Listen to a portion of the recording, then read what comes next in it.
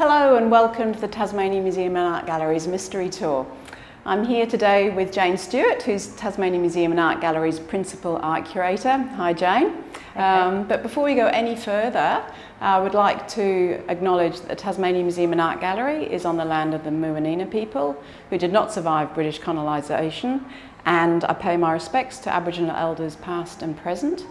And I would like to honour and respect the Tasmanian Aboriginal culture that continues to this day. So, hi Jane, thanks very much for joining us today to tell us about this fantastic new exhibition that TMAG has recently opened. Can you start by telling us about the name of the exhibition and why you decided to curate this exhibition? So the exhibition is called Paradise Lost, Thomas Griffiths Wainwright, and I think the artist's name is, evident, self-evident. However, Paradise Lost itself comes from John Milton's poem, Paradise Lost. And Wainwright, we know, adored Milton and his works. He quotes Milton at least 10 times throughout the essays that he published in the London magazine during the 1820s. And, Wainwright established a paradise, which we've represented here in this gorgeous boudoir. It is gorgeous. And ultimately, he lost that paradise in a big way. Oh, fascinating. So the exhibition's going to take us on that journey. So we're starting here in this, as you said, this room of opulence, this octagonal room. So can you tell us about why, we have the displays that we have and the works that we have? Because it's a really interesting, eclectic mixture of things. So Wainwright was born in England in 1794, and he was raised in a kind of fairly privileged environment.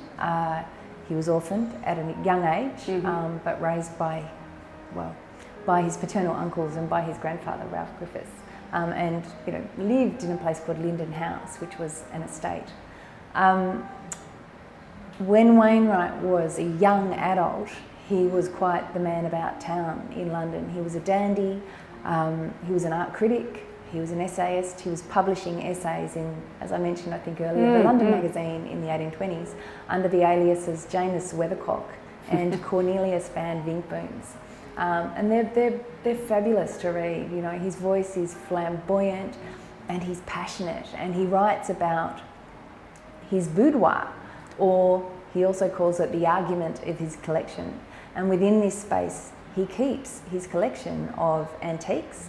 And so, in this case, we've been able to sort of raid the Tasmanian Museum and Art Gallery's eclectic collections to represent the armour, the crockery, the stone fragments, the butterflies, the nautilus shells, the cameos, intaglios that he collected and that he describes in great detail in his essays. He also collected thousands of prints by old master artists, by artists from the Italian Renaissance, as well as some Flemish masters. And so while we would have loved to have just included those works in this space so that they sort of cluttered the space, we couldn't do that responsibly. And so we've put a series of works by William Blake on the walls. They are extraordinary. And Wainwright adored Blake, but maybe we can get to that a little later. Okay. But just quickly, he describes his boudoir as being an octagonal space, 16 feet across, with a rose glass lantern, with French crimson wallpaper, and with blue silk drapery. And so we've been able to replicate that as closely as we can to evoke his space. Our space is a little bigger than his was. It's a wonderful way to start the exhibition. This smaller space. It makes you feel like you're already on a narrative, on a journey. So it's really interesting, and there's so much to look at in here. So I know there's a lot more to see in the exhibition. So should we move on? Of course.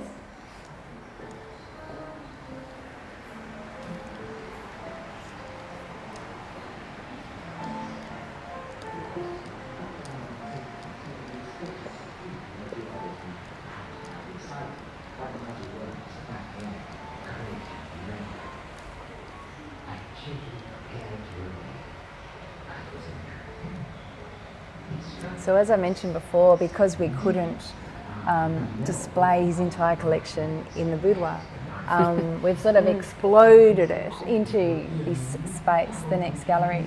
But also focusing, you know, here on this wall on Wainwright's relationship to William Blake. You know, few people know that it's believed that Wainwright was the greatest collector of works by Blake during their lifetimes. And so on this wall we have, you know, the Book of Job, you know, published by Blake in 1825, and Wainwright owned a copy of this. And then, you know, in the cases we have other works by Blake, books by Blake, and we know that Wainwright also owned editions of those.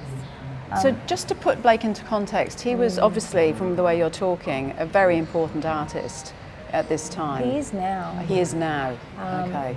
During his lifetime, you know, there were a group of great supporters who really believed in him, and Wainwright was one of those. But, you know, there were times where, you know, he was impoverished, and people didn't really recognise his, you know, his great visions and his skill and his extraordinary artwork until much later. Oh, I didn't realise that. I think that's also a really good example of Wainwright's ability to identify innovation, originality in work. You know, in Wainwright's own words, he says, oh, now I can't quite remember, something like, you know, I don't. I've forgotten it now, but I don't like fashionable things and fashionable works. Yes, and, he didn't just follow the trend. He really didn't, and he makes that point quite explicitly throughout his essays. Yeah. So take us around this gallery a little more. So you've got this Book of Job on this gallery wall, and then we move around. So, should we walk up there? Oh, good idea. So in the end, we've created a smaller gallery at the end of this gallery, where we're displaying illustrations from the most prosecuted novel in the history of the English language. So that's quite something. It is. So that book was published by Wainwright's grandfather, Ralph Griffiths, and you know, the book is called The Adventures of Fanny Hill, or Memoirs of a Woman of Pleasure. And it's the first pornographic book to be published also in English. Hence the most prosecuted. Hence the most prosecuted. And that brought Wainwright's grandfather, and therefore Wainwright, significant wealth. And that's where this whole story sort of started, with the boudoir and the wealth and him going away to boarding school and the money that family had. I see. Yeah, there was a great deal of money there, certainly during his grandfather's lifetime. And Wainwright didn't directly inherit that money, his uncle did. And that in the end was also, you know, a part of the problems that Wainwright faced later on. But right. So the prints in this room, you know, they weren't published until 1880. So well after Wainwright's death in 1847. You know, and they were published with the French edition of Fanny Hill, and they're quite saucy. As you can see, we've restricted entry to this room. So some other works in here, because there are many, and there's some in the case over here. Yeah, so we have also represented Wainwright's collection, and look, he collected thousands and thousands of prints by, you know, as I said, you know, old master artists. So we have works here by, or after, you know, engraved after, works by Correggio, by Titian, by Rembrandt, by Rubens, Wainwright, or Michelangelo, artists who Wainwright wrote about, and he wrote quite specifically about several of the works in this you know, display here. Artists who he absolutely adored. And so in selecting these works, while, you know, we could only select a small number of prints, we've gone for, you know, the most kind of theatrical, the most dramatic, the most passionate works. They are. They're fantastic. When the closer you get and you look at the detail, it's just extraordinary. Yeah, we're lucky. We're lucky to have them. So these are all on loan from the National Gallery of Victoria. That was something I was going to ask you actually. Does TMAG have all these collections? And this case here, sorry, I didn't want to jump too quickly, but I particularly saw this earlier and thought what an extraordinary image this one is. Yeah, so this is William Blake's, illustrated by William Blake this is William Blake illustrating Edward Young's book, The Complaint and the Consolation or Night Thoughts, again on loan from the National Gallery of Victoria, but you know, a beautiful book, exquisitely illustrated book, which Wainwright valued enormously.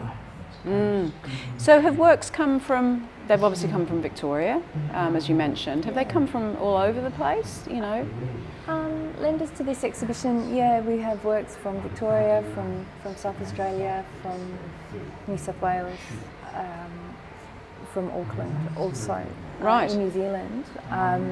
We had really hoped to bring works out from the UK, however COVID, you know, put that notion to bed. Yeah. So you've been working on this exhibition for quite some time. Yeah, 5 years. So 5 years, Five years, so it was 4 years ago that I first went to the UK to begin researching Wainwright in earnest. Oh, did you? And that was a trip funded by the Gordon Darling Foundation. And where did you go physically within the UK, if that makes sense? Like, I was there which at the area? time, also kind of chaperoning an exhibition by Thomas Bock, by another convict. I remember Thomas that one. Bock, Yes. Which was at Icon Gallery in Birmingham. And so I was really focusing my research on Wainwright between London and Cheltenham, of all places. But that was... Yeah, I remember you going now. That was the Yes, beginning. yeah. So over on this wall, these portraits, I think there's more to the story, isn't there? That while Wainwright was leading this life in London, things started to change somewhat. That's right, and so we haven't really gone into that. During the 1820s, Wainwright was living this wealthy, kind of flamboyant and extravagant lifestyle. You know, he was a great entertainer. Obviously, his collection was really important to him. But he was spending way more money than he really had. And while he was writing his essays, so in 1822 he forged his first cheque to access funds from a trust. And in 1824 he forged a second cheque, so he cleaned that trust out completely. And this fellow here, Edward Foss, his cousin, or his second cousin, was one of the trustees, one of the trustees of that trust, if that makes sense. And it wasn't until 13 years later that he actually realised that you know, the money was gone and the crime had been enacted. So Edward was Wainwright's cousin. They were also friends. They were close. We know that through letters that Wainwright wrote. However, he was also the man who was responsible for Wainwright's downfall. I see. Well, no, that's not true, is it? Wainwright was responsible for his own downfall. Indeed, yes. But Edward discovered it, and it was a forgery against the Bank of England. Edward was a solicitor, and so you know, there was an enormous amount of kind of power, I guess, yes, behind Wainwright's arrest and then removal from England. Right. So that portrait, a magnificent portrait, comes from a private collection now in Australia. But 3 years ago, TMAG, through the TMAG Foundation, purchased this portrait of Edward Foss's brother, Henry Foss, who was a well-known and well-liked, I believe, dealer in historic books and manuscripts in London during Wainwright's time. So somebody who Wainwright would have had a great deal of kind of shared passion and interest with. Yes. So this is when the story of his life started to change. Sorry, Jane, I interrupted you then. Things started to unravel. So, we've sort of been into the boudoir and we've been into this gallery where there's, hopefully, a sense of extravagance and sumptuousness and, colour and texture. But as we walk into the next gallery, we've stripped the colour out to sort of begin to represent, the beginning of the end or even the end. Right, and gosh, what a change in here. It's almost you can feel a temperature drop. Yeah. Yeah, so here we have a collection of works by Henry Fuseli, who was the keeper and professor at the Royal Academy, and a really, you know, a magnificent artist and a very influential figure, you know, in London, you know, in the kind of late 1700s and early 1800s. And Wainwright adored him. He was Wainwright's idol. Wainwright describes him as the god of my worship, as well as many other things. So there are other examples of Wainwright's writing where he is very adoring of Fuseli. And Fuseli's influence on Wainwright is really obvious when you sort of look at these works and look at these works by Fuseli, you know, in comparison to the few surviving subject kind of drawings and watercolours by Wainwright. So also, I guess, this is representing me, or this gallery is sort of representing me and my efforts trying to unearth some of Wainwright's, the works that he was exhibiting in London. So he exhibited, we know for sure, 6 paintings because they're recorded in the catalogues of the Royal Academy, at the Royal Academy and the British Institution between 1821 and 1825. And they were all narrative paintings. So we know the dimensions of one, you know, describes it as being 170 centimetres tall, so that's relatively large. And it was an oil painting. So, you know, that sort of starts to lead us into territory which is quite different to the portraits, which he created as a convict in Hobart, for which he's really well known. So these subject paintings are based on opera, on contemporary fairy tale. There's one which was from Homer's Iliad, and there's also one which, you know, is based on Torquato Tasso's epic poem, Jerusalem Delivered. And so, you know, we've sort of tried to bring together from some works which represent, you know, these stories by artists who were also kind of working around his time in Regency England. Briefly, yes, these, yeah, because they'd be pity to miss these. Yeah. So we have Lothair and Cupid and Psyche, Eros and Psyche here, and so these are small watercolours which Wainwright created as a convict in Hobart. But they are, you know, they're kind of, there's a schmaltzy kind of erotica about them. They're beautiful. They're exquisite, that's right. That's a better word, yeah. They're exquisite, and they, I think, are a key to the works that Wainwright was painting in London 20 years before. Yes, it's a sort of transition.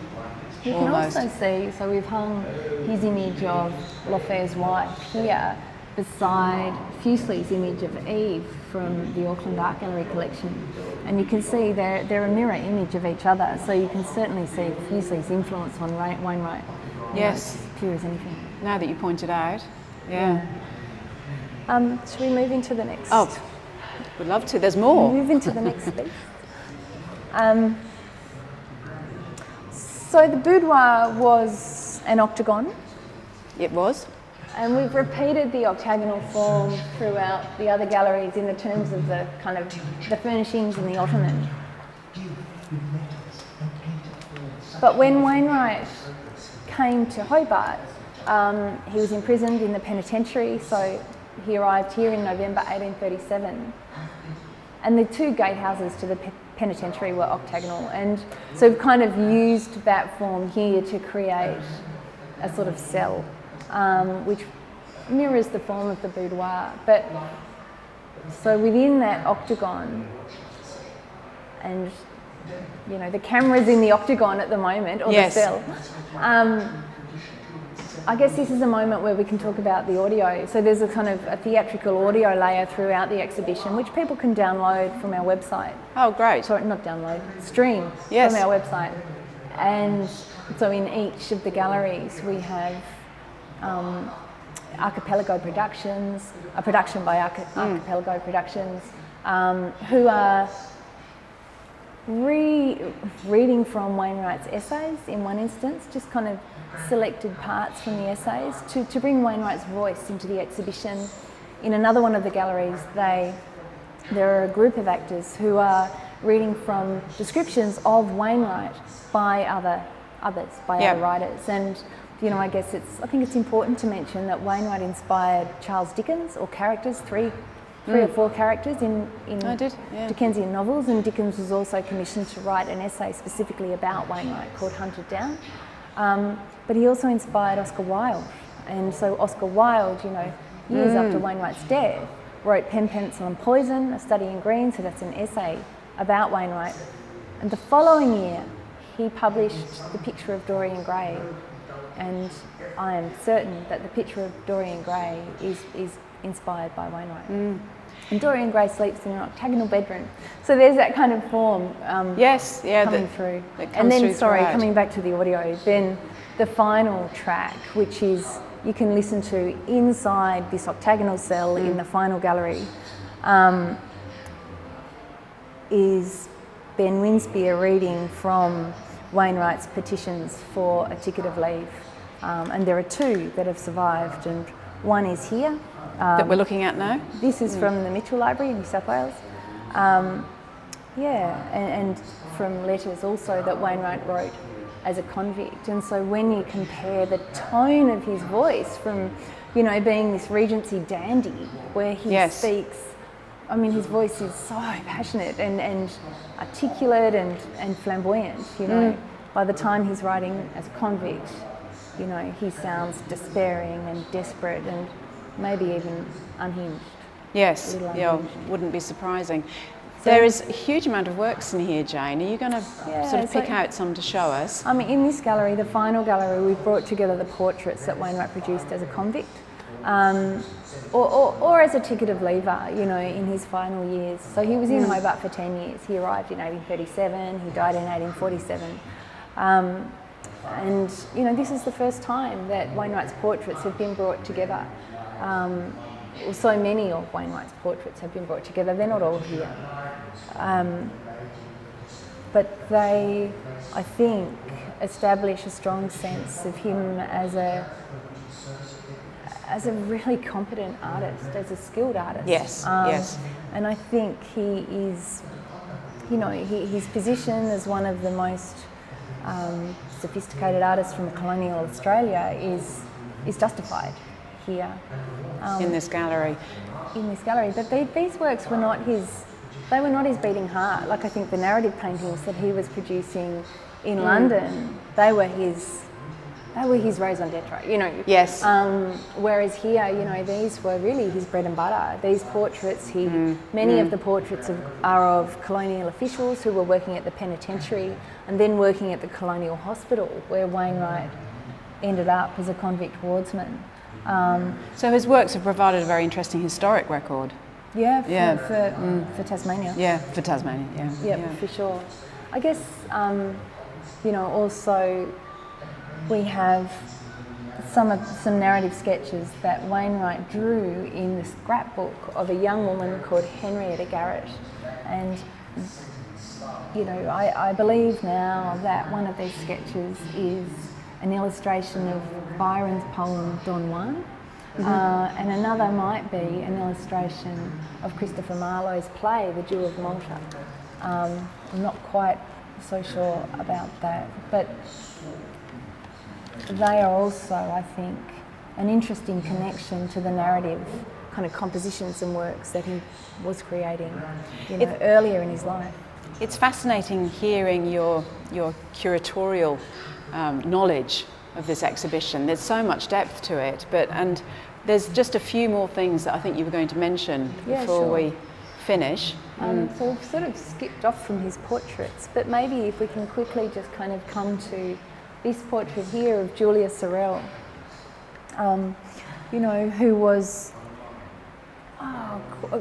a really interesting woman, you know, and she used to act in Shakespearean plays at Government House, but she was engaged to the son of the Lieutenant Governor, Eardley Wilmot, and it's said that while she was engaged to him, she also had an affair with the governor, the Lieutenant Governor himself. And that caused his removal from office. So that was a fairly catastrophic event in a small town, you can imagine. Indeed. And people spoke, apparently the word about town, you know, people were gossiping about her You know, and they would have been gossiping about her at the time that Wainwright painted her portrait. It's a beautiful frame as well. I don't want to take away from It's Wainwright. the original frame. It's the original frame. Absolutely. So we know that Robin Hood, who was a local frame maker, framed all Wainwright's works.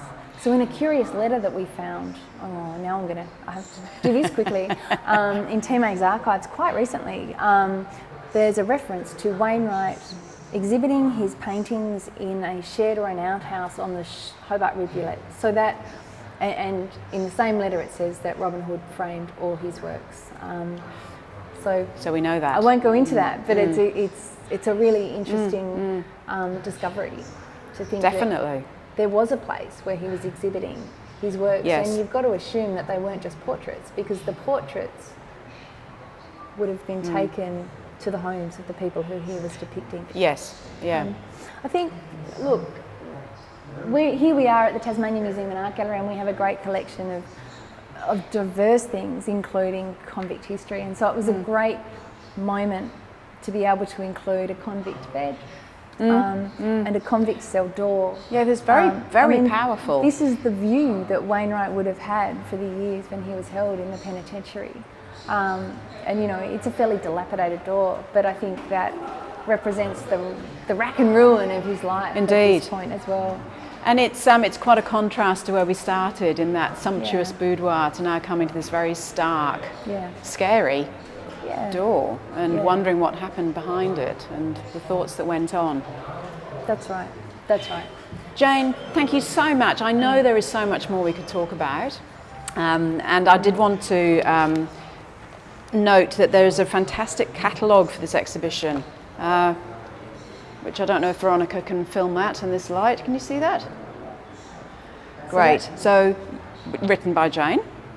Me, and with contributions also by Peter Hughes, TMA's Decorative Arts Curator, and by Cobus van Breda, our Works on Paper Curator, and also by, you know, the volunteer who kind of held this project up, who was Tony Brown. So Tony Brown, So several of us have brought this catalogue together. Wonderful. I haven't actually read it yet, but I've read parts of it, so I look forward to seeing it in its finished form. Okay. Jane, thank you so much. It's been an absolute revelation for me, learning so much more about this fascinating man. I know there are so many more layers to him as a person and obviously as an artist, but thank you for even just, you know, touching on the surface there and giving us an insight into who he was. It's a pleasure, Kate. Thank you. Thank you. And thank you to Veronica for filming so expertly, and we'll see you again next time.